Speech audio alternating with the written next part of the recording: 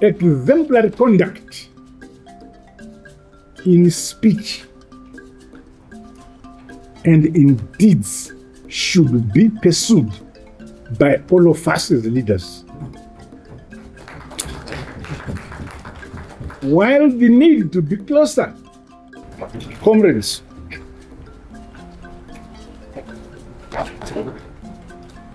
I warmly welcome you all to this 390th ordinary session and the first Politburo meeting of the year 2026. I want to extend my profound gratitude to the Almighty God for granting us life, good health, and the opportunity to gather once again in service to our revolutionary party and beloved motherland, Zimbabwe. I commend the party for successfully convening the Central Committee and the Politburo high-level strategic seminars in Gweru and Harare, respectively. The timely seminars reaffirmed the centrality of patriotism, loyalty, discipline, ideological clarity, and servant leadership. Additionally, our collective knowledge of the party and national constitutions were enriched. Going forward, the Politburo will continue to lead from the front as thought leaders who guide the generation of ideas, I want to repeat that, who guide the generation of ideas to drive party growth and the national development. Through clear, implementable, time-bound programs and projects, all departments are expected to realize unprecedented results during this critical year.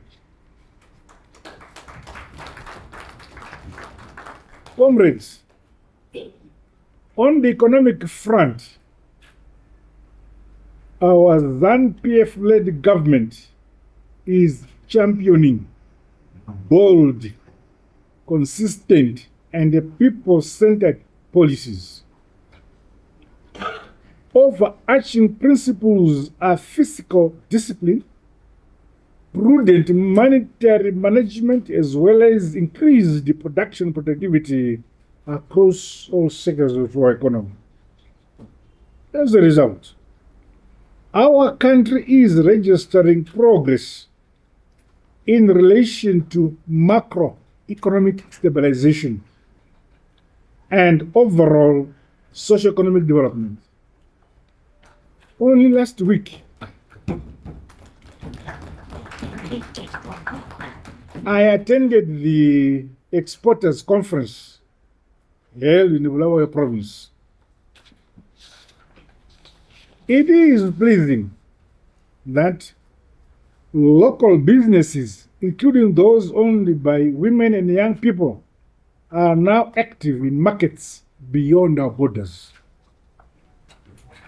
The relevant party units are challenged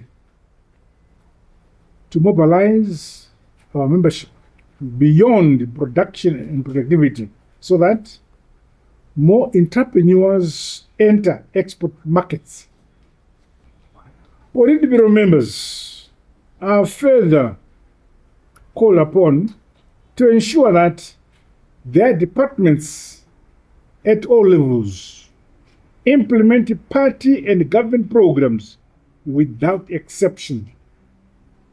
Those who chair standing committees of the Central Committee should convene meetings in line with the party constitution. This approach is central to the effective implementation of the National Development Strategy number 2. With regards to party mobilization, the steady growth in membership, as well as consolidation and increased support across all provinces, is applauded. I extend my congratulations to all ZANU-PF candidates who won various by-elections held across the country. Congratulations.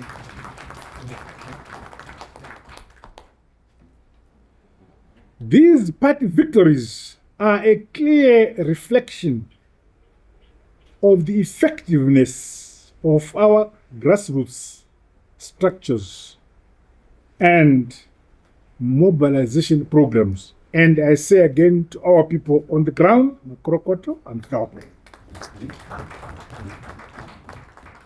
The National Cell Village Day is the bedrock of our party's strength.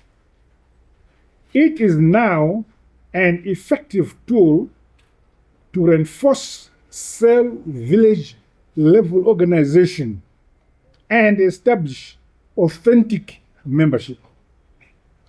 The Politburo will receive a comprehensive report from the Commissariat on this and other programs undertaken since our last meeting. The successful commemoration of the National Youth Day in Marondera, held over the weekend, affirms our commitment to youth empowerment, skills development, and the creation of opportunities for young people. I want to congratulate Mashonaland East Province for a successful event. Congratulations.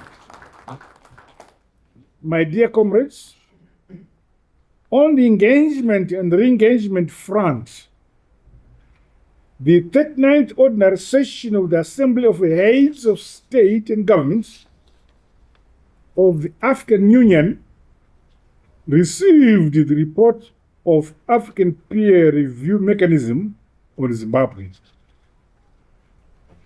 I want to thank all government departments, stakeholders, and communities for their participation in the review, which resulted in the AU's positive recognition of the milestones being made under the Second Republic. Again, I say congratulations.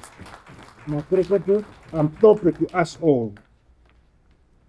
The 2026 African Union theme, and I quote, assuring sustainable water availability and the safe sanitation systems to achieve the goals of Agenda 2063, end of quote, resonates with our national priorities on ensuring access to water, village by village, irrigation development, dam construction, climate resilience, and adaptability.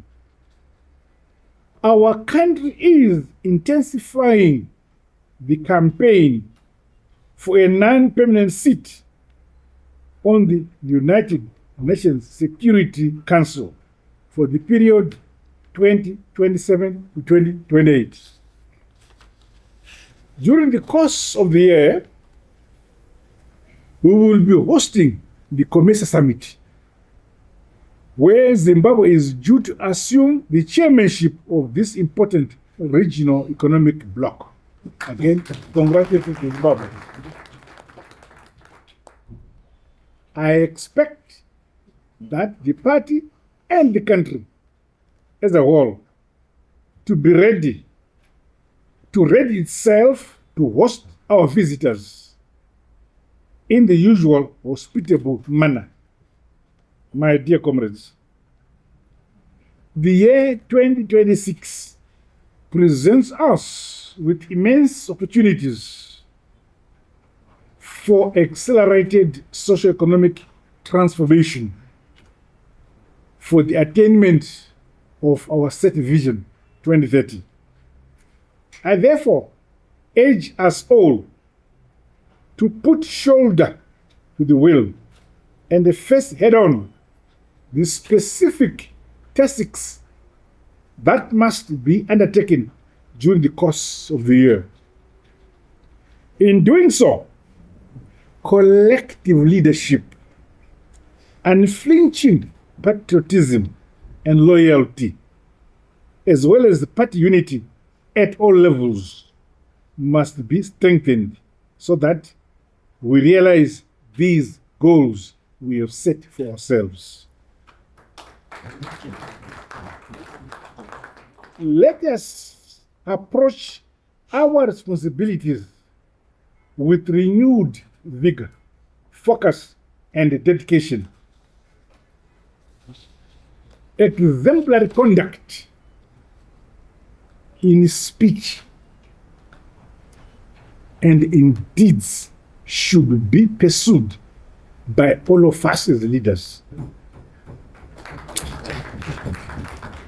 While the need to be closer to the people cannot be overemphasized,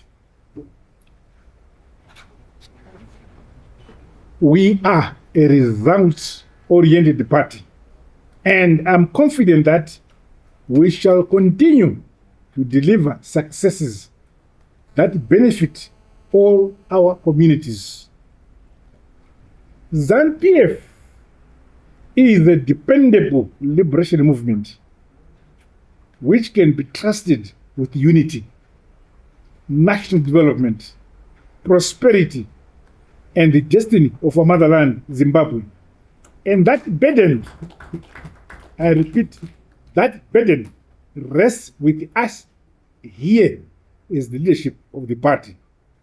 I thank you.